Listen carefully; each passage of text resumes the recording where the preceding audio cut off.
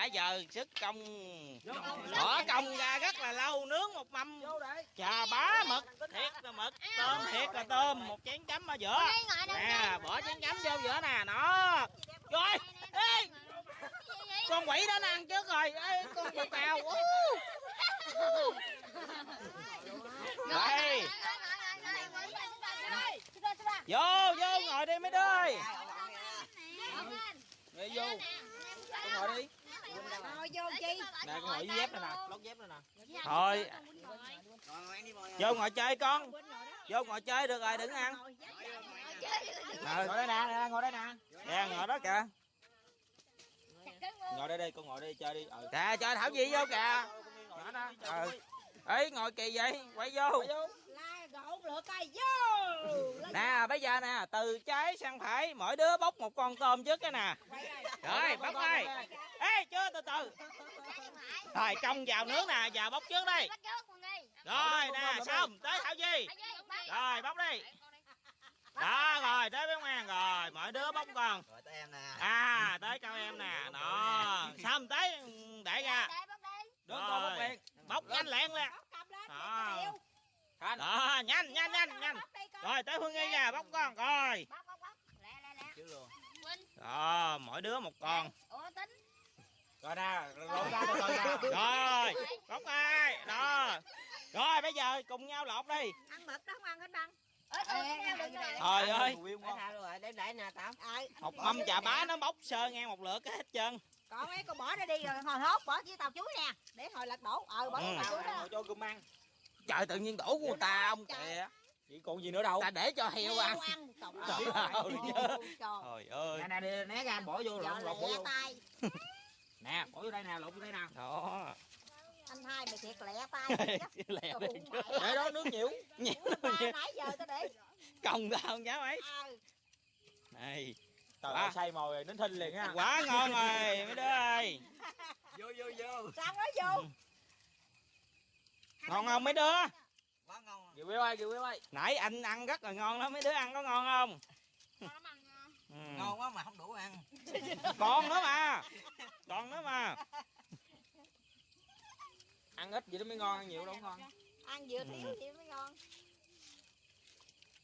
Cứ ăn hết đi rồi xong thôi. Qua té nè.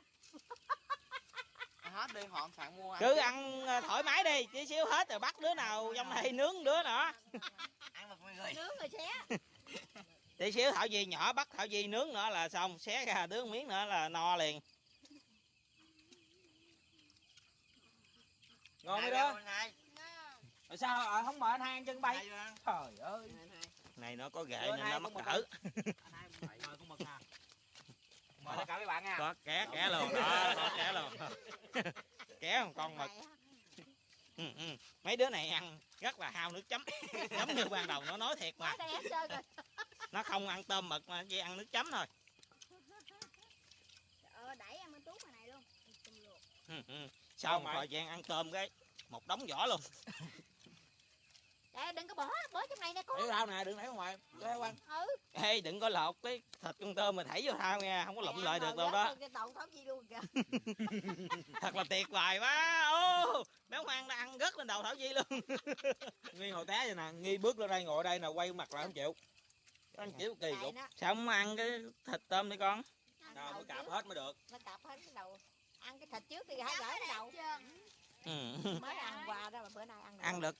Vui mà, ăn được con tôm mấy chú chơi dứt hết trơn rồi. Hết gáo rồi. Ơi con bự rồi để tao bé ơi, để thôi quỳ lắm bé ơi. Chị không đều đâu đó. Đều đó. Thôi Quynh ăn đi. Nay chọc gì cho ăn gì? Quynh ăn đi. Cô Quynh ăn đi. Sau thời gian chưa được 2 phút, một mâm chà bá lửa hết trơn. Chỉ còn con duy nhất, không ai đứa nào dám ăn. Thôi dục đi. Con nó bự rồi dục bỏ đi. Thôi anh ăn 2 cái càng được rồi. Nghĩ sao có 2 cái càng nó tính 30.000 rồi ăn gì nổi nữa. Đừng tính kìa. Đừng tính lần nào đâu, mới gia nhập nhóm nè. Này không biết hả? Rửa nó đi. Cho tính đi. Chuẩn bị xúm lại rửa tay nè. Ở đâu? Giống vậy. Vì rửa tay cũng nướng. Nướng cho. Bớt ăn đi. Chà bá. Ở trong Quynh nè, Quynh Quynh đây nè Quynh. Đây. Không nướng cho Nghi ăn. hàng xóm bữa anh em mừng bữa nói của đâu mà nãy cho nổi. đâu có đem Rồi, sau khi đã hết kết thúc video tại đây rồi, tạm biệt mọi người, tạm biệt mọi người. Rồi, vậy tan vậy. Đừng uống nước.